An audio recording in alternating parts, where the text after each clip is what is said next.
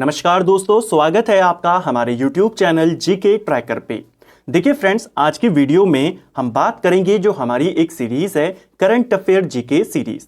Current affair की ये हमारी 15वीं क्लास होगी। अगर आपने इससे पहले की क्लासेस को नहीं देखा है, आप उनको प्लेलिस्ट में जाके देख सकते हैं।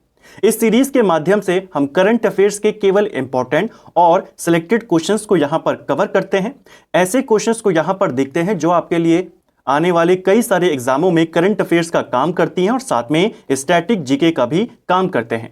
पूरी सीरीज को अगर आप देखेंगे तो आपको मैक्सिमम क्वेश्चन ऐसे देखने को मिलेंगे जो लंबे समय तक एग्जाम के पॉइंट ऑफ व्यू से इंपॉर्टेंट रहते हैं, क्योंकि करंट अफेयर्स की भी एक डेट होती है, एक एक्सपायरी डेट होती है। लेकिन यहां पर मैं केवल वैसे क्वेश्चन लेकर आता हूं जो मोस्ट इंपॉर्टेंट होते हैं और आगे चलकर आपके लिए स्टैटिक जीके का भी काम करते हैं। मैक्सिमम क्वेश्चन आपको ऐसे ही इस सीरीज में देखने को मिलेंगे।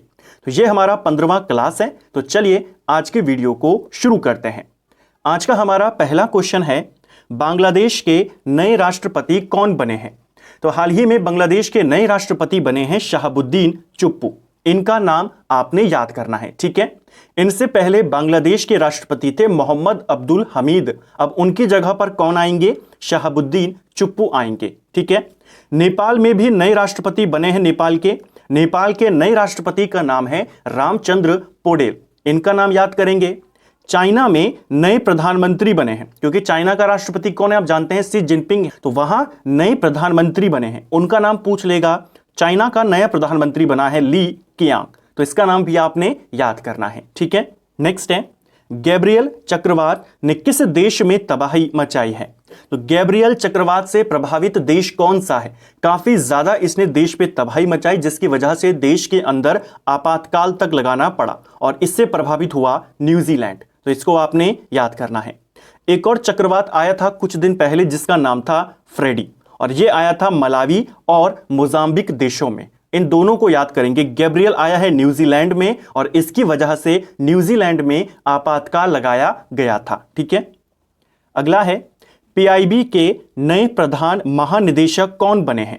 तो देखिए, जो प्रेस इंफॉर्मेशन ब्यूरो है इसके नए प्रधान महानिदेशक बने हैं राजेश मल्होत्रा। इनका नाम आपने याद करना है, काफी फेमस एजेंसी है। अगला है, फीफा द्वारा 2022 के लिए सर्वश्रेष्ठ पुरुष फुटबॉलर किसे चुना गया है? तो देखिए, फीफा ने, जो फुटबॉल की सर्वोच्च संस्था है, अपने दो महत्वपूर्ण अवार्ड, सर्वश्रेष्ठ पुरुष फुटबॉलर और सर्वश्रेष्ठ महिला फुटबॉलर, इनकी घोषणा करी 27 फरवरी 2023 को, ठीक है। पुरुष फुटबॉलर में यह अवार्ड अर्जेंटीना के लियोनेल मेसी को दिया गया और महिला फुटबॉलर में एलेक्सा पुटेलास, जो कि स्पेन की हैं, इनको दिया गया। तो इसको आपने याद करना है, ठीक है। पुरुष में कौन है? मेसी। ये फेमस है, ज्यादातर आपको इनका नाम नहीं दिया जाएगा पेपर में, आपको महिला फुटबॉलर पूछी जाती है, तो इसको आपने ध्यान रखना है, ठीक है। नेक्स्ट है, महिलाओं की सीनियर राष्ट्रीय हॉकी चैंपियनशिप 2023 का खिताब किसने जीता है? तो देखिए, महिलाओं की जो सीनियर राष्ट्रीय हॉकी चैंपियनशिप है, इसका फाइनल खेला गया 28 फरवरी को और इसे जीता मध्य प्रदेश ने। इसे भी आपने ध्यान रखना है, ठीक है। अगला है, क्रय शक्ति के मामले में भारत विश्व की कौन सी अर्थव्यवस्था है? तो देखिए, भारत वर्तमान में विश्व की कौन सी अर्थव्यवस्था है? 5वीं है। कई बार आप इसे न्यूज में सुनते हैं, लेकिन ये किस प्रोस्पेक्टिव से है? भारत जीडीपी के मामले में दुनिया की 5वीं बड़ी अर्थव्यवस्था है। लेकिन अगर क्रय शक्ति के बारे में पूछेगा तो क्रय शक्ति के मामले में भारत दुनिया की 3री सबसे बड़ी अर्थव्यवस्था है। तो दोनों याद करने हैं, किसके बारे में पूछा जा रहा है। नॉर्मली जीडीपी को ही ज्यादा माना जाता है, तो इसीलिए आपको ये वाला ज्यादा नंबर सुनने को मिलता है।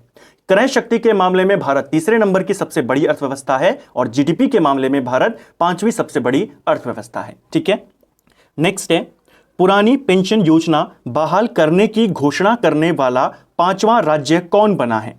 तो जो ओपीएस है, यानी कि ओल्ड पेंशन स्कीम, ये भी काफी ज्यादा चर्चा में रहती है।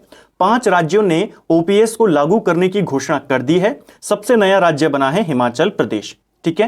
हिमाचल प्रदेश से पहले राजस्थान, छत्तीसगढ़, झारखंड और पंजाब, ये चारों ओपीएस को लागू करने की घोषणा कर चुके हैं और अब किसने करी है? हिमाचल ने करी है। हिमाचल के मुख्यमंत्री कौन है? नए मुख्यमंत्री बने हैं सुखविंदर सिंह सुक्खू, यहां के मुख्यमंत्री हैं, ठीक है। नेक्स्ट है, केंद्रीय गृह मंत्री अमित शाह द्वारा किस राज्य की पुलिस को प्रेसिडेंट्स कलर प्रदान किया गया? तो हाल ही में गृह मंत्री अमित शाह के द्वारा हरियाणा पुलिस को जो प्रेसिडेंट्स कलर है ये प्रदान किया गया इनकी असाधारण सेवाओं के लिए। इसको आपने याद करना है, ठीक है। और ये देश की 10वीं पुलिस बनी है जिसको ये प्रेसिडेंट कलर का सम्मान दिया गया है, इसको भी याद करेंगे, ठीक है। नेक्स्ट है, वर्ष 2022-23 में अंडा उत्पादन में भारत का विश्व में कौन सा स्थान है? तो विभिन्न क्षेत्रों में भारत के स्थान पूछे जाते हैं, अंडा उत्पादन में, मांस उत्पादन में, दुग्ध उत्पादन में, इस तरीके से। तो इसे हम यहां पर अब पूरा देखेंगे। अगर हम बात करें अंडा उत्पादन में, भारत तीसरे नंबर पे है वर्तमान में, इसको आपने ध्यान रखना है, ठीक है। अब यहां पर देखते हैं विभिन्न क्षेत्रों में भारत का स्थान। अंडा उत्पादन में कितना है? तीसरा। विभिन्न क्षेत्रों में बात करें, वैक्सीन निर्माण में भारत पहले नंबर पर है। दोपहिया और तिपहिया वाहनों के निर्माण में भी भारत पहले नंबर पर है। दुग्ध उत्पादन में भारत पहले नंबर पर है। कच्चे इस्पात के उत्पादन में भारत दूसरे नंबर पर है। मोबाइल फोन के निर्माण में भारत दूसरे नंबर पर है। ऑटोमोबाइल क्षेत्र में भारत तीसरे नंबर पर है। फार्मा उद्योग, इसके मामले में भारत तीसरे नंबर पर है दुनिया में। यात्री गाड़ियों के निर्माण में भारत चौथे नंबर पर है। रेलवे नेटवर्क के मामले में चौथे नंबर पर है। विदेशी मुद्रा भंडार के मामले में भारत विश्व में छठे नंबर पर है। विश्व व्यापार के सेवा निर्यात में भारत 7वें नंबर पर है, यानी सर्विस एक्सपोर्ट में भारत कितने पर है? 7वें नंबर पर है। और सर्विस इंपोर्ट के मामले में भारत 10वें नंबर पर है। तो सेवा निर्यात में 7वां, सेवा आयात में 10वां, और मांस उत्पादन में भारत विश्व में 8वें नंबर पे आता है। तो ये भारत की विभिन्न क्षेत्रों में स्थान है जो आपको याद करना है। इस सीरीज के माध्यम से, जैसे मैं आपको हर बार कहता हूं, आपको पिछले एक वर्ष का करंट अफेयर यहां पर देखने को मिलता है, क्योंकि हम सिर्फ किसी एक विशेष महीने को कवर नहीं करते। आज की वीडियो में आपको विशेषकर पिछले 3 महीने के इंपॉर्टेंट 50 क्वेश्चन देखने को मिलेंगे। इससे पहले भी हमने एडुटेरिया का जो प्रीवियस एडिशन आया था नवंबर 2021 से लेकर नवंबर 2022 तक का, उसके कई सारे इंपॉर्टेंट और सिलेक्टेड क्वेश्चंस को हमने कवर किया है इसी सीरीज की शुरुआती वीडियोस में।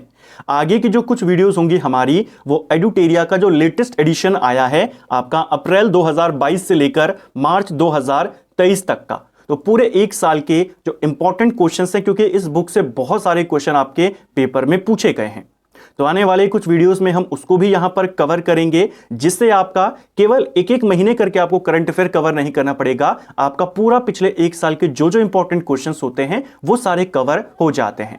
और वैसे ही ये क्वेश्चन आपको आज की वीडियो में देखने को मिलेंगे। आज की वीडियो में मैक्सिमम क्वेश्चन आपको 2023 के जो शुरुआती 3 महीने रहे हैं उनके देखने को मिलेंगे, जैसा करंट अफेयर की 14वीं क्लास और 13वीं क्लास में आपको मिले थे। चलिए अब आगे चलते हैं। नेक्स्ट है, भारत में टॉप 3 निवेश करने वाले देश कौन से हैं? यानी एफडीआई जो फॉरेन डायरेक्ट इन्वेस्टमेंट होती है, 3 देश कौन है टॉप के? तो यह है, पहले नंबर पे आता है सिंगापुर, यह भारत में सबसे ज्यादा निवेश करता है। इसके बाद आता है मॉरिशस और फिर आता है यूएई, इसको याद करेंगे। भारत में सबसे ज्यादा एफडीआई जो विदेशी निवेश है किस क्षेत्र में आता है? अगर ये बना दे, ये आता है कंप्यूटर, सॉफ्टवेयर और हार्डवेयर के क्षेत्र में। इसके बाद सर्विस सेक्टर में आता है और उसके बाद व्यापार में आता है, ठीक है। अगला है, इंडियन एयरफोर्स यूनिट की कमान संभालने वाली पहली महिला कौन बनी है? तो भारत की पहली महिला अधिकारी जो इंडियन एयरफोर्स की जो लड़ाकू इकाई कमान है उसको इन्होंने संभाला है, उसकी ये कमांडर बनी है। इनका नाम है सालिजा धामी, इनको याद करेंगे, ठीक है। जो पश्चिमी क्षेत्र है वहां की मिसाइल स्क्वाड्रन की इन्होंने कमान संभाली है, इनका नाम भी आपने याद करना है। संयुक्त राष्ट्र महासभा के 77वें सत्र के अध्यक्ष कौन बने हैं? तो देखिए, यूनाइटेड नेशन की जो महासभा होती है इसके हर साल अध्यक्ष को नियुक्त किया जाता है। इस महासभा का आयोजन हर साल होता है, सितंबर के महीने में महासभा का सत्र चलता है। तो सितंबर 2022 में हुआ था और उस सत्र में यह सत्र था 77वां सत्र, और उसके अध्यक्ष थे साबा कोरोसी जो कि हंगरी के हैं। कई बार यूएन महासभा के जो अध्यक्ष होते हैं उनके देश का नाम आपसे पूछा जाता है, तो ये हंगरी के हैं और ये अब सितंबर 2023 तक यूएन महासभा के अध्यक्ष रहेंगे। जनवरी 2023 में ये भारत दौरे पर भी आए थे, तो काफी इंपॉर्टेंट व्यक्ति हैं। साबा कोरोसी हंगरी के हैं, वर्तमान में यूएन महासभा के अध्यक्ष हैं, ठीक है। हाइफा बंदरगाह किस देश में स्थित है? हाइफा बंदरगाह की अगर हम बात करते हैं, काफी ज्यादा ये चर्चा में रहा। ये आपके इजराइल में है और हाल ही में इसका अधिग्रहण अडानी समूह के द्वारा किया गया है। तो हाइफा बंदरगाह किसके द्वारा अधिग्रहित किया गया है, किसने इसको खरीदा है? अडानी समूह ने। और ये कहां है? ये आपके इजराइल में पड़ता है। ठीक है। एशिया का पहला फ्लोटिंग फेस्टिवल कहां मनाया गया? तो एशिया का पहला फ्लोटिंग फेस्टिवल फरवरी 2023 में हुआ और इसका आयोजन मध्य प्रदेश के मंदसौर में किया गया। ठीक है। भारत ऊर्जा सप्ताह 2023 का आयोजन कहां किया गया? तो भारत ऊर्जा सप्ताह 2023 ये आपके 6 से 8 फरवरी को हुआ 2023 में और इसका उद्घाटन बेंगलुरु में हुआ था। आयोजन कहां पर हुआ? बेंगलुरु में हुआ। प्रधानमंत्री के द्वारा इसका उद्घाटन किया गया था। ठीक है। नेक्स्ट है, दुनिया का सबसे बड़ा जंगल सफारी पार्क कहां विकसित किया जाएगा? तो दुनिया का सबसे बड़ा जंगल सफारी पार्क यह हरियाणा के गुरुग्राम में स्थापित किया जाएगा। ठीक है। इसको आपने याद करना है। लगभग 1000 एकड़ इसका क्षेत्रफल होगा। महिला प्रीमियर लीग 2023 का खिताब किसने जीता? तो WPL को लेकर के, वुमेन प्रीमियर लीग को लेकर के, क्योंकि ये इसका पहला सत्र था, अभी मार्च में ही इसका पहला सत्र हुआ है और इसकी पहली विजेता टीम बनी है मुंबई इंडियंस। ठीक है। जो महिला मुंबई इंडियंस की टीम है, इन्होंने फाइनल में महिला दिल्ली कैपिटल्स की टीम को हराया और WPL का पहला खिताब इन्होंने जीत लिया। इसको याद करेंगे। नेक्स्ट है, किस शहर की चाय को यूरोपीय संघ का GI टैग प्रदान किया गया है? तो यूरोपीय संघ का GI टैग ये मिला है कांगड़ा हिमाचल प्रदेश की चाय को। इसको ध्यान रखेंगे। दुनिया के सबसे बड़े hockey stadium Birsa Munda stadium का उद्घाटन कहां हुआ है? तो दुनिया का सबसे बड़ा हॉकी स्टेडियम है और यह बना है आपके उड़ीसा में। हाल ही में वर्ल्ड कप भी हुआ, हॉकी वर्ल्ड कप 2023 का, जिसको जर्मनी ने जीता। भारत 90 नंबर पे रहा, वो भी उड़ीसा में हुआ और दुनिया का सबसे बड़ा हॉकी स्टेडियम ये भी उड़ीसा में बना है। आयुर्वेद में अनुसंधान एवं विकास को बढ़ावा देने के लिए केंद्र सरकार कौन सा कार्यक्रम शुरू किया गया है? तो केंद्र सरकार ने आयुर्वेद में अनुसंधान, रिसर्च और डेवलपमेंट को बढ़ावा देने के लिए कौन सा कार्यक्रम शुरू किया है? केंद्र सरकार ने स्मार्ट कार्यक्रम शुरू किया है। क्वेश्चन बना देगा पेपर में, या तो ऐसे बनाएगा या फिर ऐसे बनाएगा। बताइए, हाल ही में केंद्र सरकार ने स्मार्ट कार्यक्रम शुरू किया है, ये किससे संबंधित है? आप बताएंगे आयुर्वेद से संबंधित है, उसके विकास से संबंधित है। इसकी फुल फॉर्म भी पूछी जा सकती है, आपको दे देगा। बताइए स्मार्ट में M का मतलब क्या है, S का मतलब क्या है, इस तरीके से। इसका फुल फॉर्म है S फॉर स्कोप। पूरी फुल फॉर्म अगर हम बात करें तो स्कोप ऑफ, M का मतलब हो गया main streaming Ayurveda research in teaching professional, ये इसका पूरा नाम है। ठीक है। Scope of main streaming Ayurveda research in teaching professional. ठीक है। दुनिया का पहला ताड़ के पत्तों का पांडुलिपि संग्रहालय कहां खोला गया है? तो जैसे मैं आपको हर बार कहता हूं, मैक्सिमम क्वेश्चन आपको ऐसे मिलते हैं जो आपके लिए स्टैटिक जीके का भी काम करेंगे। अब ये क्वेश्चन हमेशा स्टैटिक जीके का रहेगा कि पहला पांडुलिपि संग्रहालय ताड़ के पत्तों का कहां खुला है? केरल के तिरुवनंतपुरम में खुला है। ठीक है।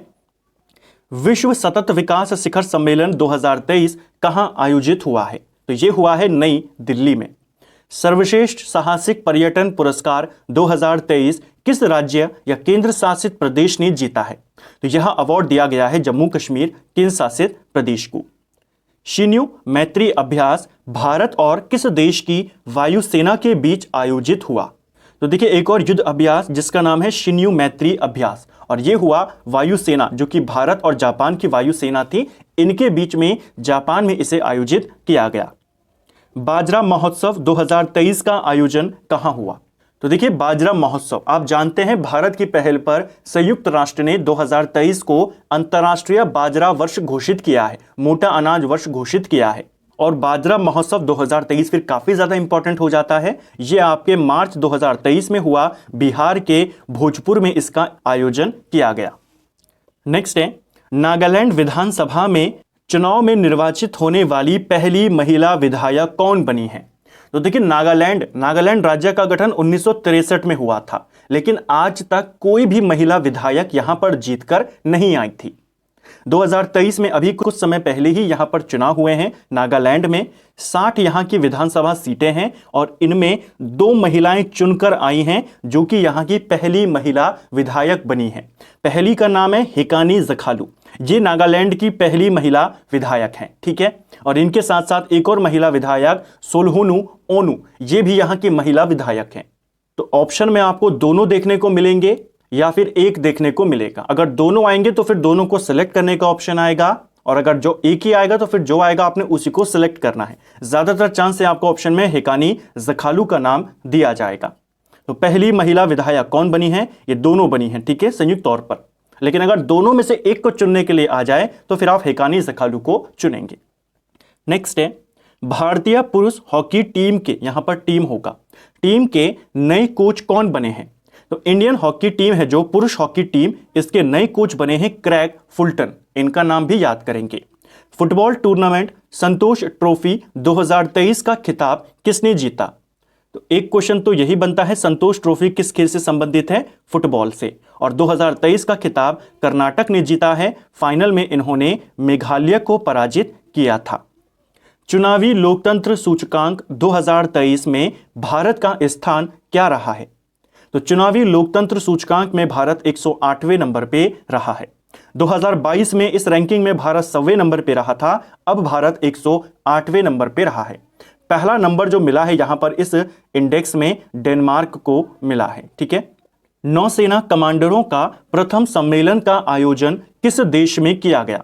तो देखिए नौसेना कमांडरों का पहला सम्मेलन यह हुआ आईएनएस विक्रांत के ऊपर, इसको याद करेंगे, ठीक है। नौसेना कमांडरों का यह पहला सम्मेलन था जिसका आयोजन स्वदेशी पोत आईएनएस विक्रांत पर किया गया।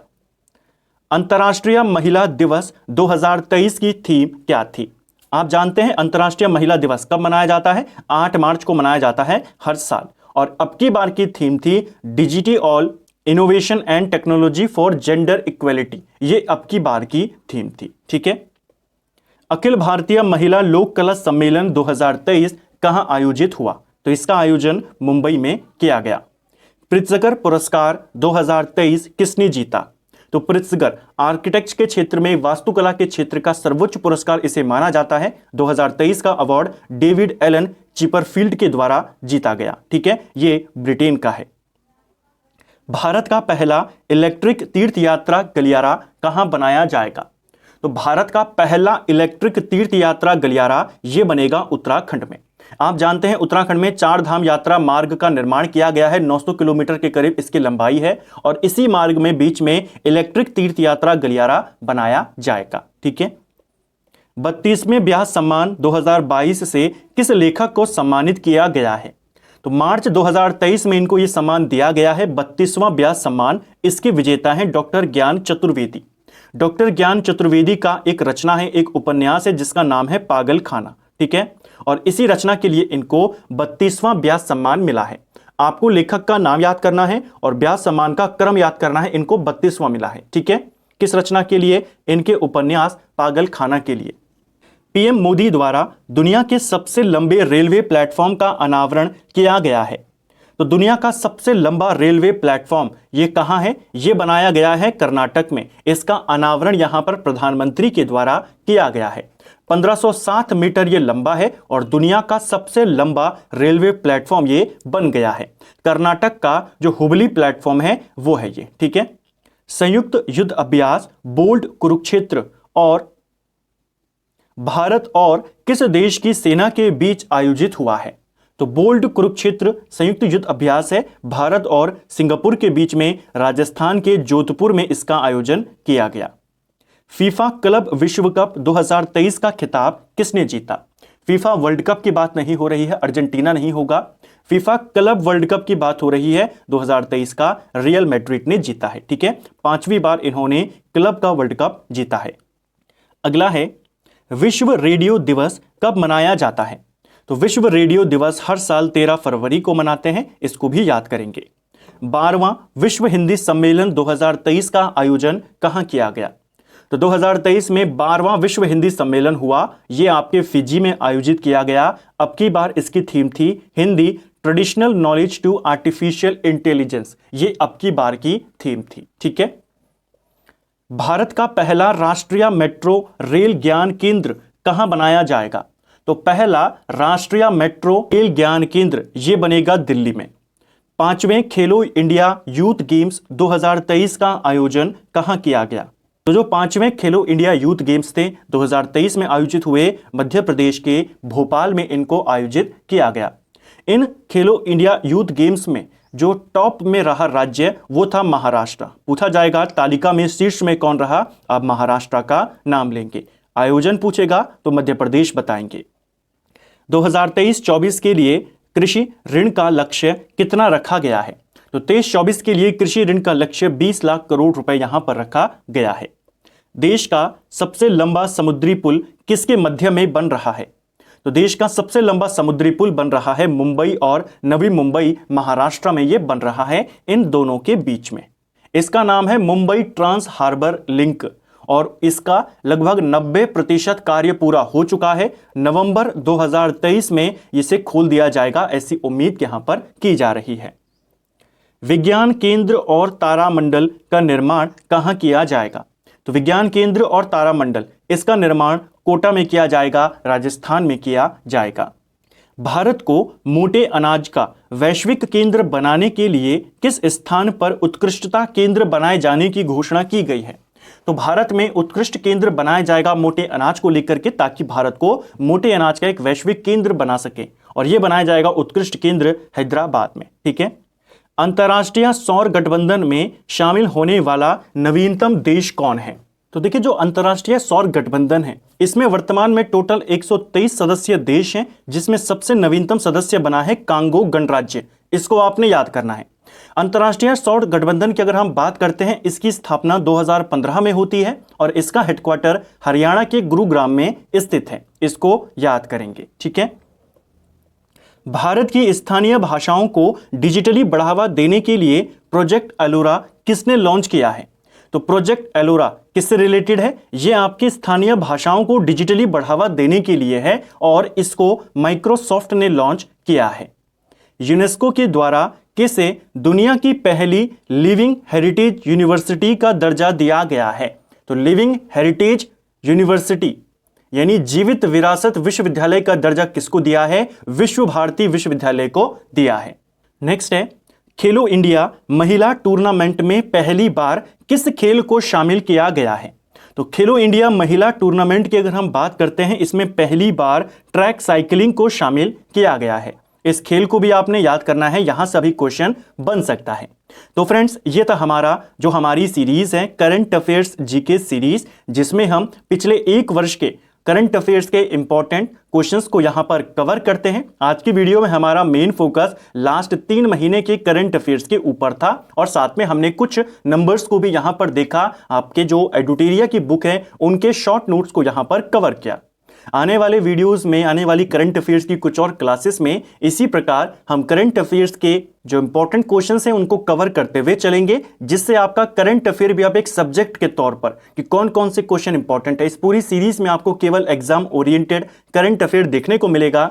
ऐसे क्वेश्चन देखने को मिलेंगे जो लंबे समय तक एग्जाम के पॉइंट ऑफ व्यू से रेलेवेंट बने रहते हैं, एग्जाम के पॉइंट ऑफ व्यू से काम के क्वेश्चन बने रहते हैं। क्योंकि कई सारे करंट अफेयर्स ऐसे होते हैं जो आपके केवल एक हफ्ते उनकी डेट होती है, एक हफ्ते बाद वो करंट अफेयर्स नहीं रह जाता। लेकिन इस सीरीज में केवल सिलेक्टेड क्वेश्चंस होते हैं, ऐसे क्वेश्चन जो आपको आने वाले सिर्फ 1-2 एग्जाम नहीं, आने वाले कई एग्जामों में भी यही करंट अफेयर आपसे पूछे जाने के चांसेस होते हैं। उम्मीद करता हूं आपको आज का वीडियो पसंद आया होगा। अगर आपको ये वीडियो पसंद आई है तो वीडियो को लाइक करें। अगर आप चैनल पर पहली बार आए हैं, चैनल को सब्सक्राइब करें, अपने दोस्तों के साथ शेयर करें। वीडियो आपको कैसा लगा कमेंट बॉक्स में हमें ज़रूर बताएं और इसी प्रकार की क्लासेस को देखने के लिए चैनल की प्लेलिस्ट को विजिट ज़रूर करें। Thank you friends.